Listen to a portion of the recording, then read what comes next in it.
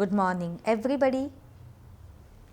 Today we are going to learn the types of Abhinaya from Natyashastra. In that we will learn three types, that is Vachika, Satvika and Aharya Abhinaya. Abhinaya, as per Natyashastra, the dramatic art reaches us through Abhinaya and histrionic presentations. In a literary composition, the components of experience like the characters, situations, their speeches, physical and psychological reactions. Bharata's Vibhava, Anubhava and Vyabhichari Bhavas are presented only through the words of the literary artist. In dramatic presentation, there is an additional advantages, namely that they can be presented in concrete form and can be visually perceived. An actor, for instance, can play a particular character using appropriate makeup and costume, speak the word he is intended to use and act the physical and psychological states the character is supposed to have gone through, and thereby create a live piece of experience, so to say, on the theatrical stage for us. The event or situation in which the character acts and reacts may not be left to our imaginative perceptions or to our understanding of the meaning of the word, written or spoken.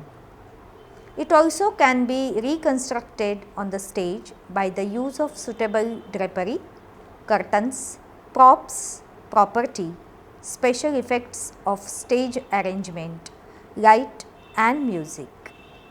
Such visual and audio aids that the theatre may utilize make the experience concrete, tangible and palpable for the spectator, where he can use most of his means of perception to grasp and accept the experience presented to him. This is an aspect which is particular and exclusive to drama.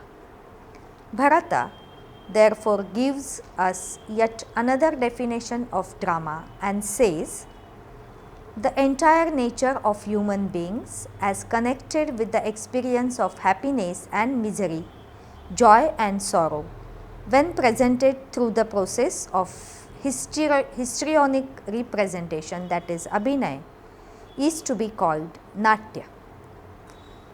The Natyashastra describes in great and minute details the technique of Abhinaya. Theoretically, Abhinaya is the only mode of presenting an experience in drama, the literary word serving as a script to carry out the dramatist's intent and as a base for the Abhinaya.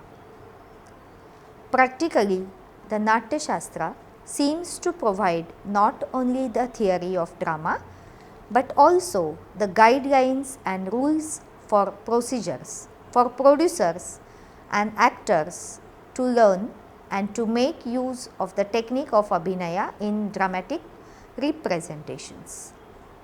Thus, Abhinaya is the only mode of communicating a dramatic experience to the spectators. The word is formed from the root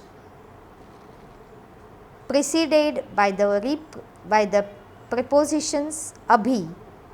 Abhinaya is the means to carry the poet's content and its aesthetic and philosophic significance toward the spectators. It implies the mode of direct presentation, visual and oral perception, in virtue of the intoned speeches, gestures and movements, facial expressions and physical poses, makeup and costume, etc. Thereby, it enables the spectators to be aware of the rich meaning that the poet's words carry and that the experience directly Bharata mentions 4 kinds of Abhinaya, that is Vachika, Angika, Aharya, and as we all know, the fourth one is Satvika. Vachika Abhinaya. The histrionics connected with the recitation and delivery of speeches in a dramatic performance is what is called Vachika Abhinaya. Bharata recognizes its importance by calling it the body of the Natya. The other aspects like physical acting, makeup and costumes, and even the psychological rendering convey only the meaning of the poet's words. Bharata's exposition of vowels and consonants, euphonic combinations, and the place of origin of the syllables in human body as part of Vachika Abhinaya has contained relevancy for an actor who is expected to know the correct place, chest, throat and head from which the voice sounds must originate. Correct pronunciation of syllables is reciting the words and sentences and also the tone or pitch in which they are to be delivered. This is an important part of the Vachika Abhinaya in which actor must train himself. Articulated speech is voiced from the chest, throat and head. Modulation of voice can convey assertion or negation as well as a particular state of mind.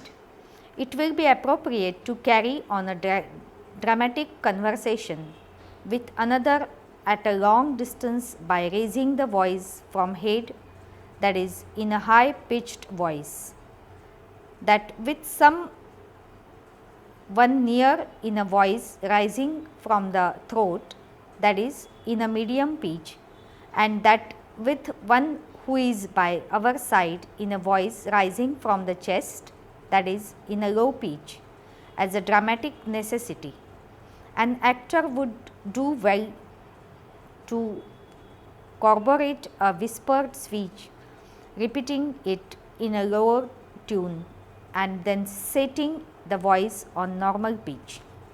Accent or voice intonation is of 4 kinds: high pitched or raised, low, resounding and trembling or shaking. These are connected with different mental state and emotions. For instance, raised and resounding voice tone would be appropriate for reciting dramatic speeches connected with such emotions as love and laughter. Raised and shanky voice for emotions of heroism and fury. And for emotions of pathos, disgust and fear, a low, resounding and shaky voice would be more suitable. In the same way, while modulating the voice to convey an interrogative speech, the voice may start with the high pitch in the throat and descend to low pitch in the chest. And for the conveying an assertive speech, the voice may rise from the head and travel from low to high pitch. In delivering dramatic speeches, the voice registers play a significant part.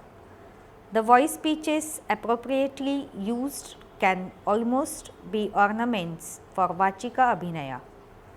For instance, the lofty tone denoting the highest pitch of voice rising from the head will be found very appropriate for dramatic conversations with a far away party, for continuous and mounting dialogue, for calling out from a distance, and for conveying such mental states as of astonishment, distress, fear, etc.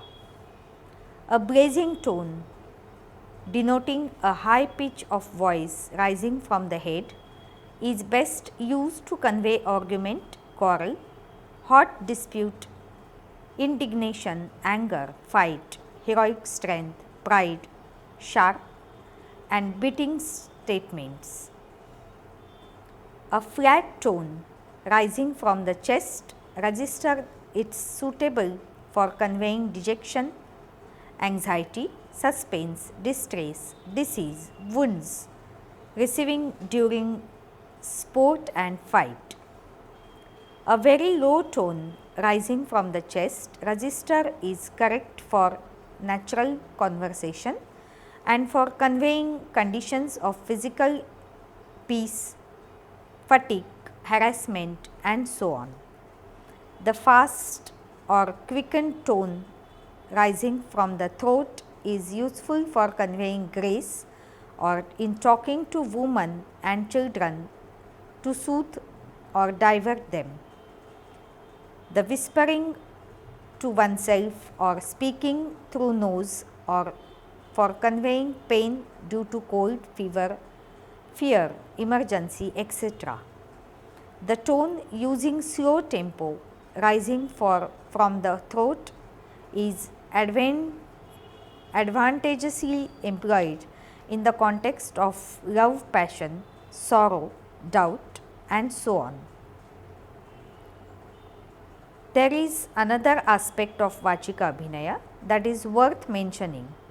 In delivering dramatic speeches effectively so that they convey the correct meaning and emotion, the mode of delivery has also to be carefully determined.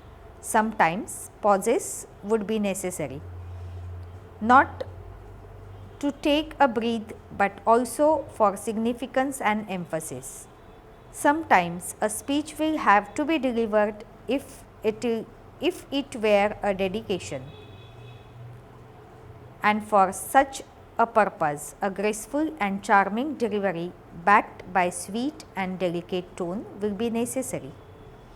Occasionally a portion of a sentence may have to be delivered fast or slowly, and a word may have to be broken either for taking a breath or for conveying a particular mental state. The voice will have to be raised to a blazing pitch or brought down to a low pitch. These modes of delivery are connected with different emotions and sentiments to be rendered in a dramatic performance. Satvika Abhinaya. The precise meaning of sattva as part of an aspect of histrionics is to be gathered from two different explanations Bharata has provided. In the section on Abhinaya, Bharata says that sattva is in essence human body. The emotional states, that is bhava, which human beings experience arise from sattva. That is to say, due to the association of body, they find an appropriate expression through the body. A simple and natural expression of an emotional state is called bhava. And when the expression by way of gesture, flourished and movement acquires a delicate and charming quality, it is called hela.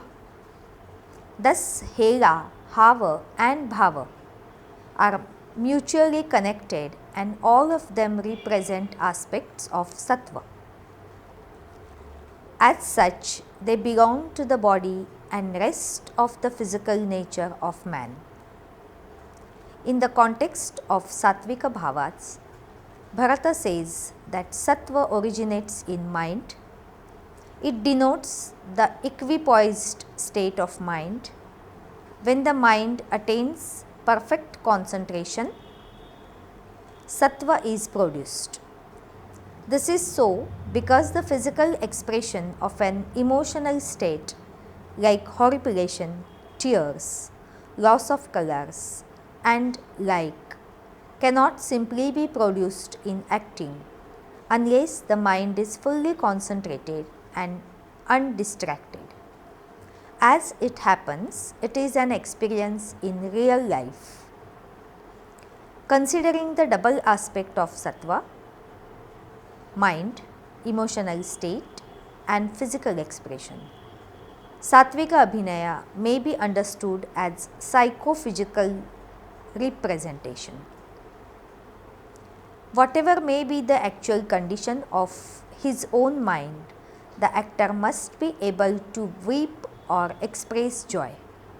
If the dramatic situation demands such a showing and produce appropriate physical relations, facial expressions, voice intonation, and symptoms of tears or jubilation, in order to convince his audience that he is experiencing sorrow or happiness. Such a piece of acting cannot be completely realistic unless an actor is living the role and not merely playing it. A show of emotional acting may be produced in virtue of training, practice, and theatrical aids or tricks. A superb simulation of emotion, however, demands a full concentration of mind on the part of an actor. This is sattva, and the abhinaya where it is present is to be called Satvika Abhinaya. Bharata rightly calls the abhinaya in which sattva preponderates as the supreme acting. Satvika Abhinaya is spoken as the fourth kind, but it is easy to see it must underlie recitation of dramatic speeches, that is Vachika, gesture and movements of the body, that is Angika, and facial expression, that is Mukharaga, at the back of all of which a concentrated, undistracted mind must work. It is with this idea that it is also described in connection with Samanya Abhinaya. Samanya may mean what is common to all beings, like verbal expression, physical reaction, and mental state. Or it may mean the aspect of Abhinaya which is common to all kinds of acting. It is a coordination of speech, body movements, and mind, particularly as they relate to the dramatic representation of emotional states. A few examples may be used to illustrate how different kinds of abhinaya come together in executing a particular state.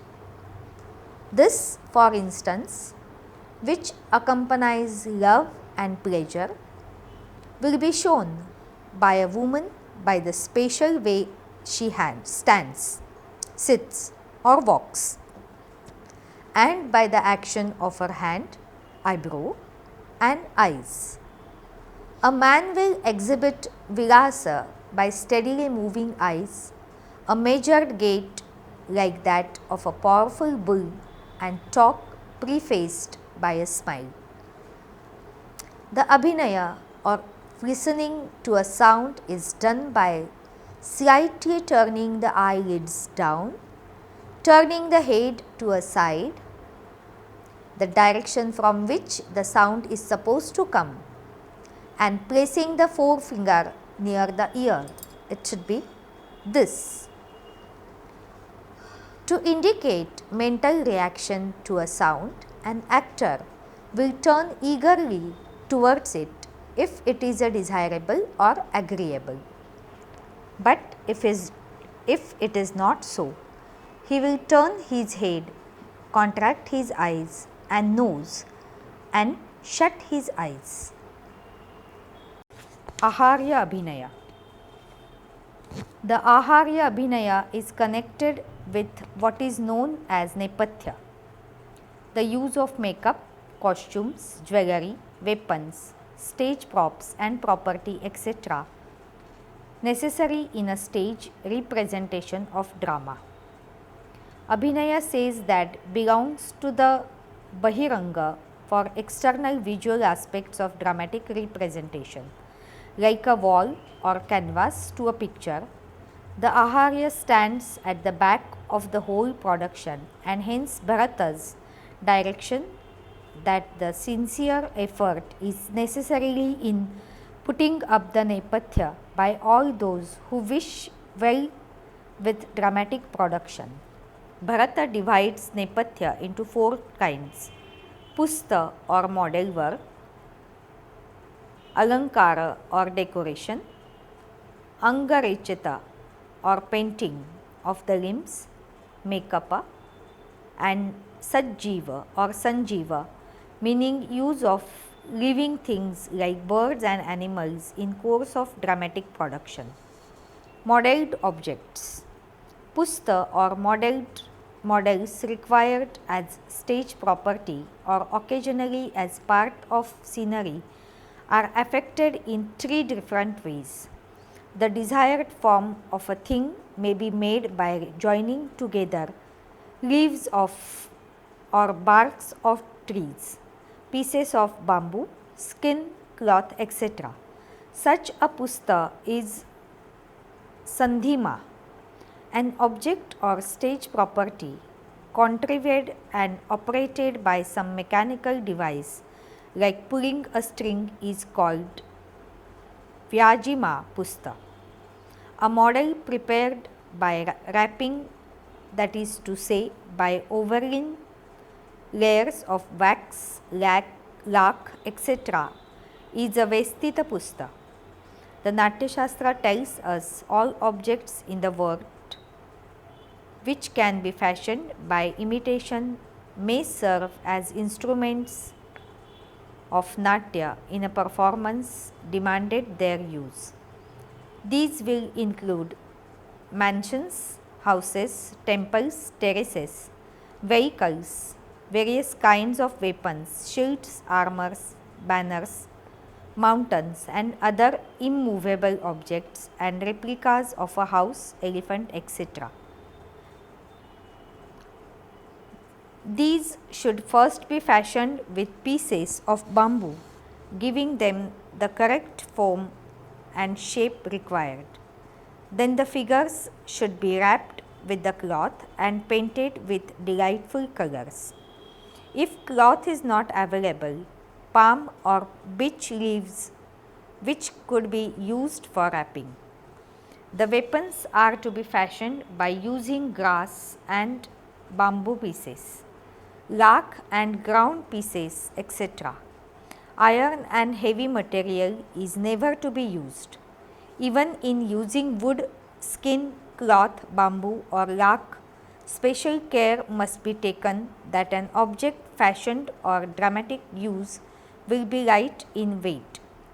An air of realism must be combined with the ease and convenience of stage business. Decoration.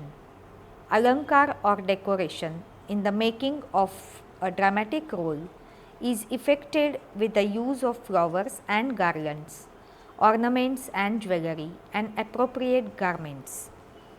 The Natyashastra speaks of varied floral patterns that could be made, flowers or garlands wrapped with fibers of grass which could be used to encircle a part of the body, like a chaplet, flowers so woven as to spread out like a piece of cloth and possible to be used almost like a small knitted garment, clusters or bouquets of flowers, flowers woven or knotted together, flowers made into a hanging garland.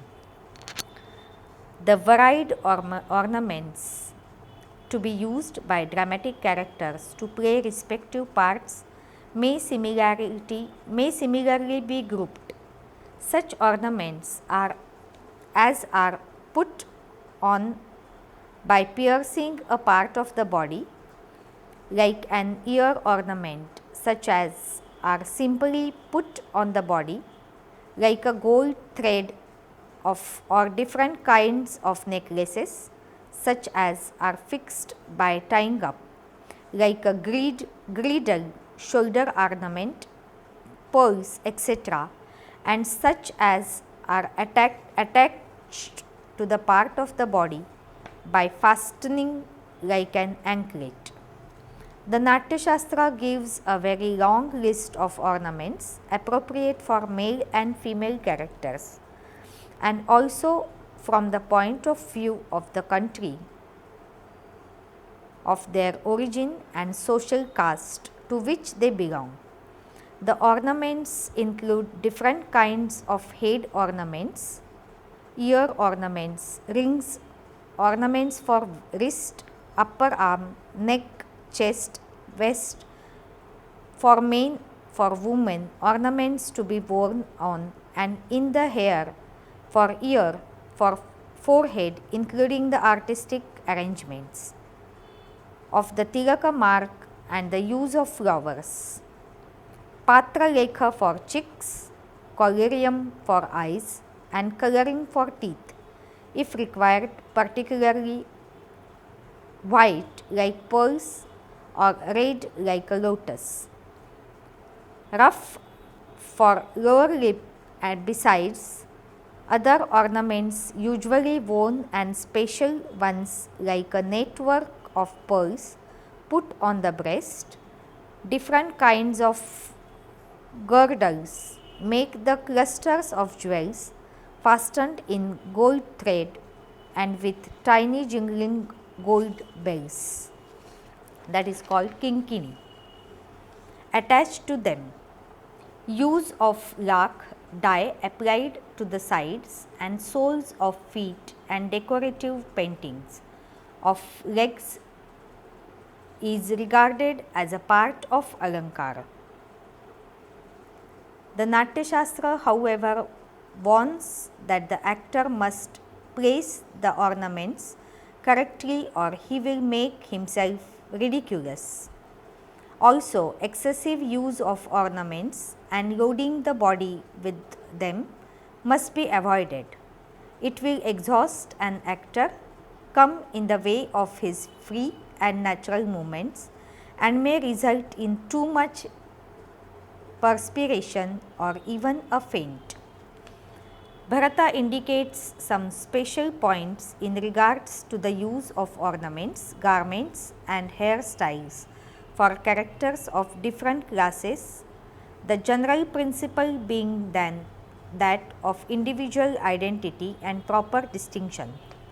Thus, heavenly men and women, shikhandaka, hair piled on head and pearls used in them, women of gods, green garments and accessories, or Pusharga jewelers, Vidyadhara woman, white dress, Yaksha woman and Apsaras, use of jewels, Naga woman, pearls, Siddha woman, yellow garment, pearls and emeralds, Gandharva woman, reddish garment, rubies and carrying lutes in their hands, Rakshasis, black garments, white teeth, blue gems, Muni Kanya, hair in a single pleat, no jewels, dress appropriate for forest dwelling. In the case of human characters, dress, hairstyles and ornaments are to be used according to place and country and the social practice. The third one is makeup and costume. The general direction for makeup is that it should be consistent with the country, social caste and age of the dramatic character to be acted. Special colors are to be used, however, for distinguishing characters properly and suggestively. Gods generally yakshas and apsaras, yellowish red. Gods like Rudra, Sun, Soma, Varuna, etc., shining yellow of gold. Samudra, Himavata and Ganga, white. Angaraka is red. Buddha and fire is yellow. Nara, Narayana, Vasuki, blue. Demons of all kinds, Pishachas, mountains, water, sky, dark. Men belonging to different regions have different complexions, like the color of heated gold, white blue, yellowish red, but for dramatic convention the following directions may be used. Kings, red like lotus, yellowish red and blue. Happy mortals, yellowish red. Crooked, deceased, low caste and those in penance, dark. Sages, generally plum colored, but variations may be used for the purpose. Barbarous and hill tribes, generally dark. Northern men, yellowish red. Western men, bluish. Brahmins and Kshatriyas, yellowish red. Vaishya and Shudra, bluish.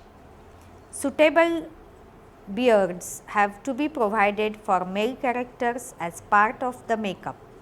Generally, celestial characters, royal patronages, kings, officers, etc. may appear with clean shaven faces. In case beard is to be used, it should be nicely trimmed with the use of razor and a pair of scissors. Sages, ascetics, forest dwellers, etc. will have thick and long beards and hair.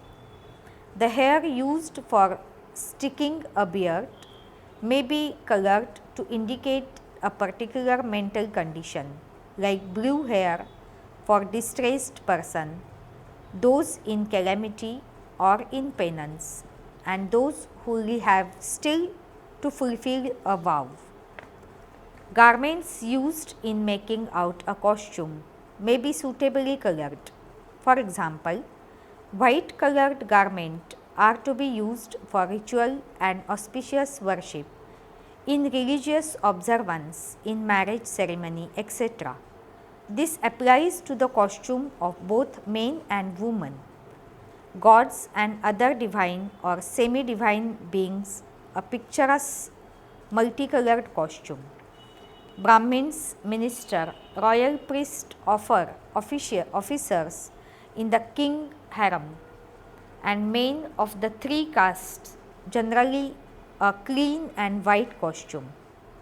Mad, intoxicated person, travelers and men in calamity, a soiled costume.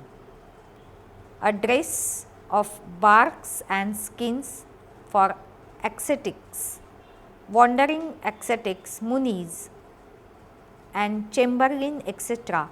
reddish brown garments. Kings, generally we use a picturesque of and various costume, while only white only on religious and auspicious occasions. When they dress for the war and fight, they will wear armors, etc. and an appropriate array of weapons. Makeup and costume also include the use of head dresses. The Natyashastra speaks of three kinds of crowns. Gods and other celestial characters will wear a crown that covers the head from sides. Kings have to have a full crown covering the forehead and top of the head. Princes, commanders of army, chief ministers will wear a half crown. Other ministers, chamberlain, lawyer, prince, chief merchants, etc. will wear a band of cloth wrapped around the head like a turban. Other characters will wear long hair or have a shaven head as required. Sages will have matted hair piled high on the head. The Vidushaka may have hair on the head like crow's feet, that is kakapada, or he and his cheta may wear either three tufts, that is three shikha of hair, or have a shaven head. Bharata also speaks of masks, that is pratishirshaka. They are to be prepared with ash or chaff, possibly also clay, using an earthen jar as a foundation. Cloth is to be fixed on the shape with bilva pulp and oil. When up in sun, holes for eyes, nose, mouth and ears are to be made with sharp instrument, forming the features like forehead, etc. These masks were worn with beautifully formed crown in human impersonation. One may presume that masks may have been used in playing the roles of certain gods and demons as well as of animals and birds. The weapons which are to be used are fashioned by the process of modeling and are expected to be proportionate to the physical build of the character who is to use them in dramatic business. Sajiva, appearance of live animals and birds, is referred to by term Sajiva and is regarded as a part of Nepathya Abhinaya. What Bharata means by this may be conjectured as an introduction on stage of living and non-living things by human impersonation to serve a dramatic purpose. Bharata says that weapons, mountains, etc. may appear in corporeal form and use the dress and speech of human beings. Similarly, peacocks, swans, etc. may be represented by dance gestures and movements, and animals by appropriate gait and body movements. Bharata introduces Vishnu's weapons and Garuda in two of his plays and assigns speaking part to them. This is possible to be staged only if actors played these roles. It may similarly be assumed that the deer that figures the Kalidasa's Shakuntal must have been played by a young actor. Apart from this, Bharata also describes Chitrabhinaya and Samanya Abhinaya, which is described as a combination of speech, bodily movements and natural grace born of inner spirit. The Chitrabhinaya is an extension of Angik Abhinaya, which deals with the use of body to describe the represent pictoriality. The material and non-material objects such as night, evening, darkness, heat, etc. and also the representation of the feelings like joy, anger, pain and sorrow. So, we have seen the Satvika Abhinaya which comes from the Sattva and the Aharya Abhinaya which is used as an extra part we can have to elaborate our Abhinaya more.